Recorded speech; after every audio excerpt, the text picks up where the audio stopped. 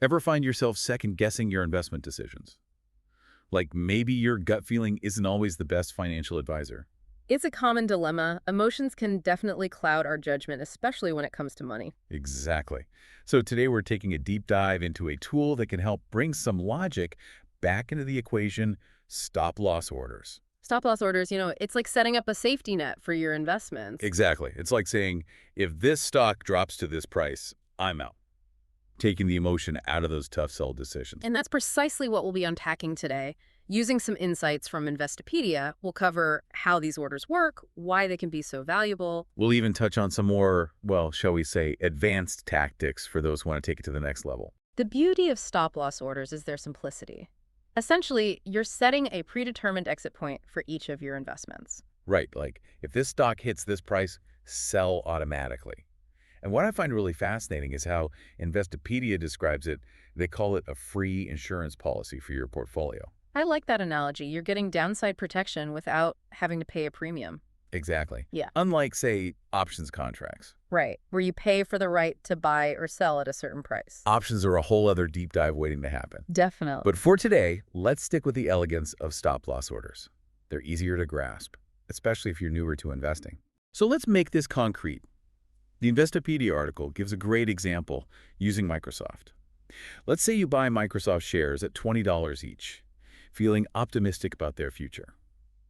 But you also want to manage your risk. Right, you don't want to leave it all to chance. Exactly. So you set a stop-loss order, let's say at $18. Okay. This means that if Microsoft dips down to $18 or below, your broker automatically sells your shares at the current market price, limiting your potential losses. Now, it's important to remember, a stop-loss order turns into a market order once that price is hit. Which means, Meaning, you're not guaranteed to sell at that exact $18. Especially in a volatile market, things move fast. so it's like, get me out at this price, or as close to it as possible. Precisely. And that's where the stop limit order comes into play, gives you a bit more control. With a stop limit, you set two prices. The stop price, that activates the order, and then a limit price. And that limit price is? That's your absolute floor, the lowest you're willing to sell. So it's like a stop loss with an extra layer of like, nope, no lower. Exactly. But of course, like most things in investing, there's a potential trade-off. There always is. Nothing's ever easy, is it? Yeah. So what's the catch with a stop limit? Well, while that stop limit guarantees you won't sell below your limit, it also means there's a chance the order might not be filled instantly. Especially if the market's moving rapidly and doesn't reach your limit, you might miss out. So it's a balancing act then. Exactly. Between that ironclad control over your sell price and the risk of missing a potential rebound. So we've covered the what stop-loss orders and the how those stop and limit prices. But what about the why? Why would someone actually use these? Now we're getting to the heart of it. The beauty of these orders is, well, how adaptable they are.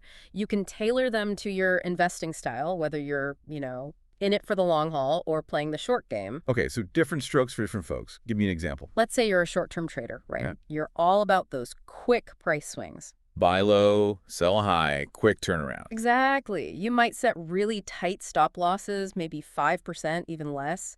You're prioritizing that quick exit over potentially bigger gains if things start to go south. Makes sense. You're not emotionally attached to the stock. You're there to make a profit fast. Exactly.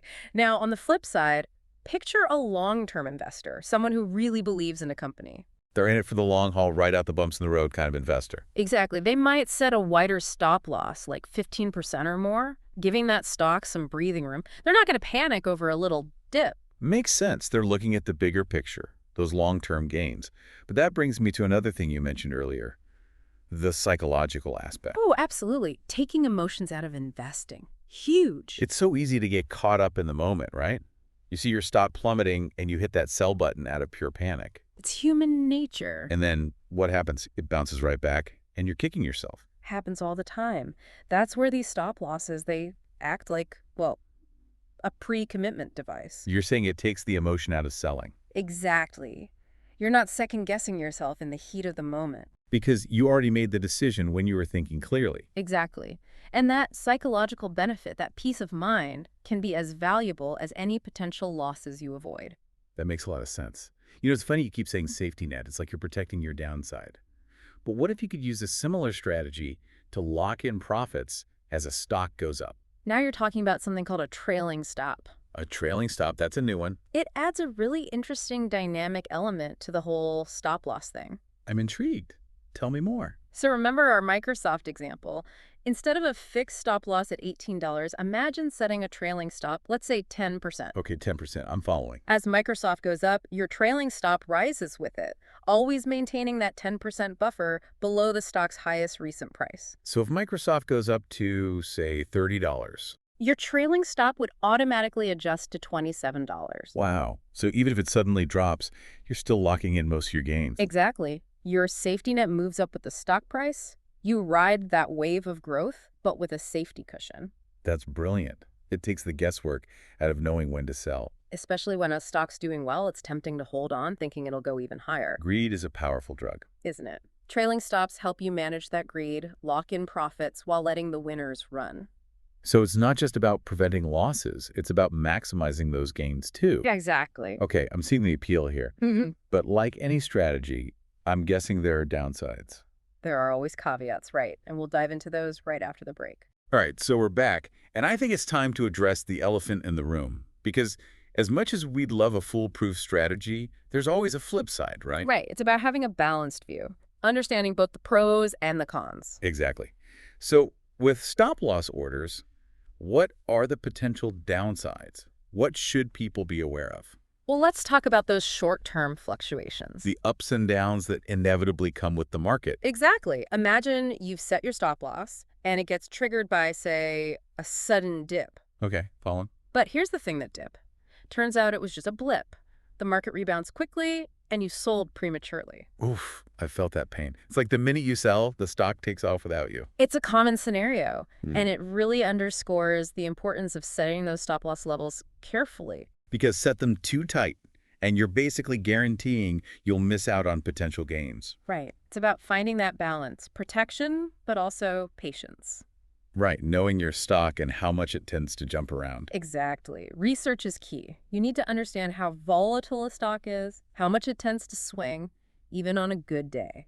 Yeah, those normal ups and downs. It's part of the game. Exactly. And speaking of the game, there's another risk factor to consider. It's called gap risk. Okay, gap risk. Sounds intimidating. Break it down for me. Remember how we talked about stop-loss orders turning into market orders when that price hits? Yeah, sell at this price or as close as possible kind of thing. Exactly. But here's the thing. In a fast-moving market, prices don't always move in a predictable way. They can gap, meaning there might be a big difference between the price that triggered your stop loss and the actual price at which your shares are sold. So even with a stop loss, you could still end up with a bigger loss than you planned for if things move really quickly. It's a possibility, especially with more volatile stocks or those less frequently traded. Those price gaps can be, well, larger. So it's not a foolproof system. Exactly. Stop losses are more like, shock absorbers. Okay, I like that. They cushion the blow, but they don't completely eliminate risk. Precisely. This has been super insightful, but let's get practical. If someone's thinking, okay, stop loss orders, I'm interested. Where do they even start? How do you decide what percentage to set? It always begins with you, your risk tolerance.